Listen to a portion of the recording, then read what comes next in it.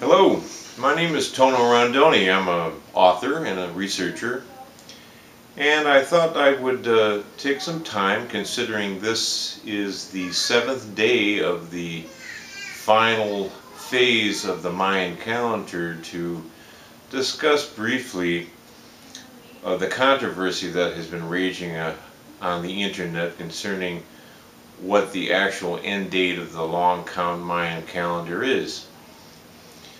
There are two camps.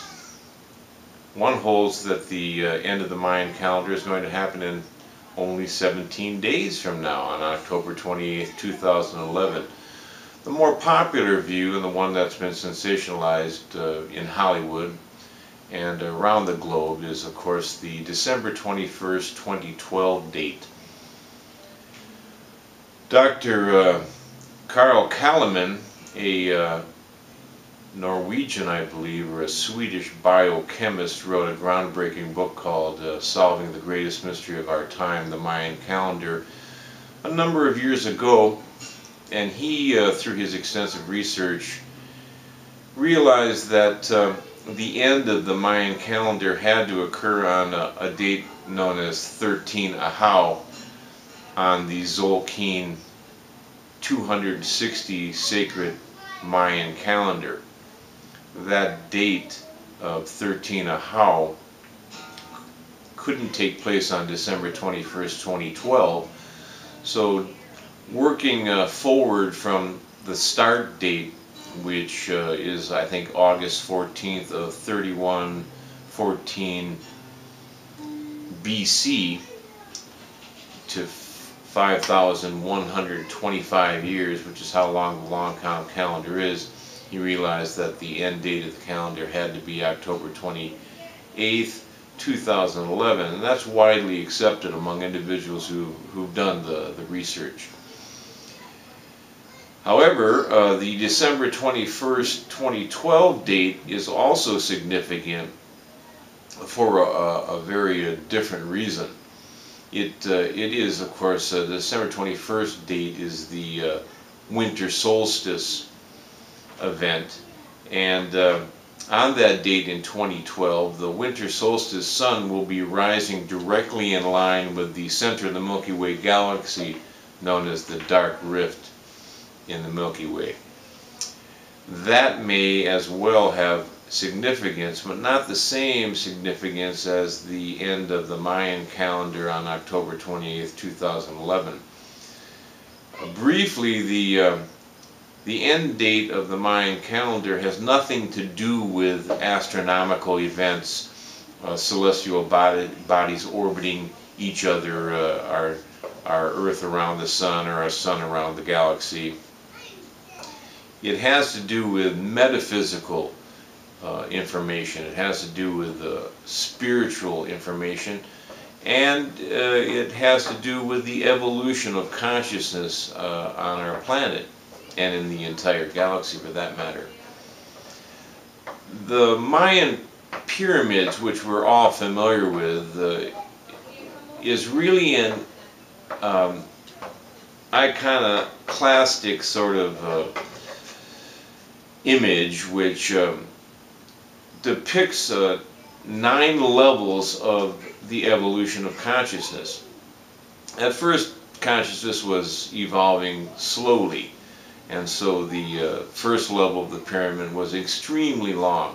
In fact, it dates from the Big Bang 16.4 billion years ago to roughly, I don't know, I think about 880 million years ago.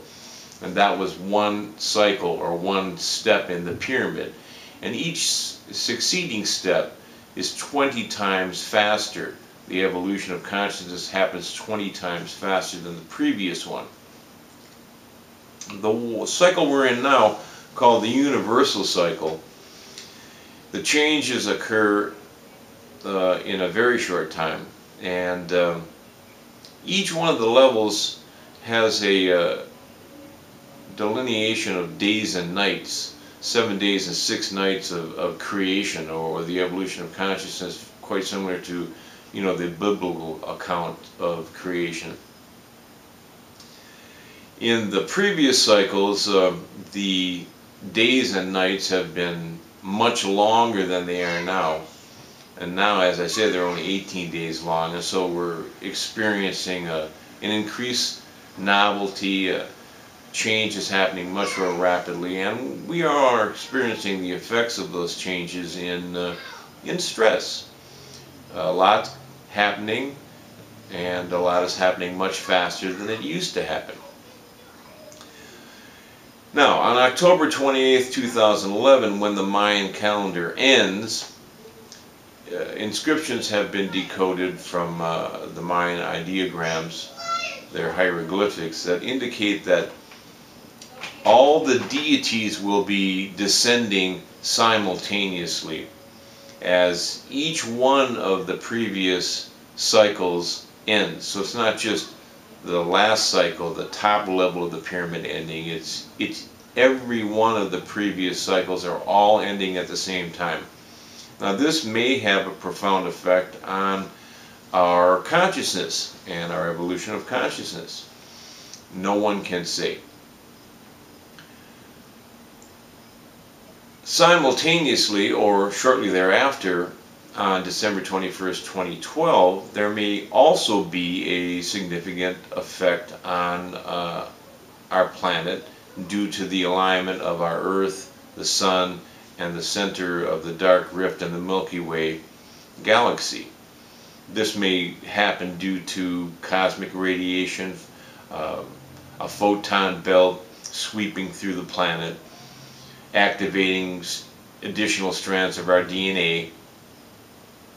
So we may experience at that time another kickstart, if you will, or a spin-dry cycle, as Michael Tessarian calls it, which will result in a quantum leap in our consciousness, a raised level of consciousness. So here we have the two events that are going to occur, one like right away and one in the not too distant future. And they both may be significant, but they don't really have anything to do with one another, and that's what I'm trying to make clear in this short video. I hope that I've shed some light on the subject, and feel free to contact me. I have a website which is www.piscesbooks.com. I can be contacted through that website. My email address is there, and I'm going to be posting this on Facebook as well, so I'd be interested in your comments or questions on that forum. And thank you for your time.